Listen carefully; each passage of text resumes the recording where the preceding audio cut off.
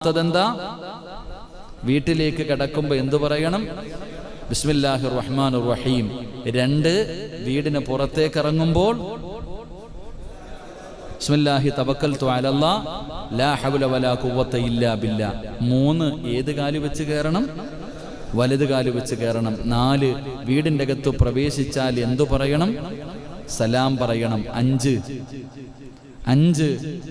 വീടിൻ്റെ അകത്ത് അള്ളാഹുവിൻ്റെ ദിക്റുകൾ പറയണമെന്ന് പറഞ്ഞ സ്ഥലത്ത് പറയണം. ഇല്ലെങ്കിൽ നിന്റെ വീട് മരണ വീടാകും. അള്ളാഹു കാക്കുമാറാകട്ടെ.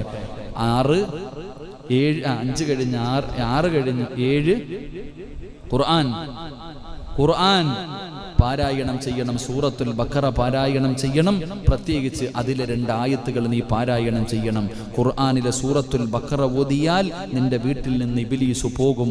3 ദിവസം സൂറത്തുൽ ബഖറ അല്ലെങ്കിൽ സൂറത്തുൽ ബഖറയിലെ 2 ആയത്തുകൾ ഓതി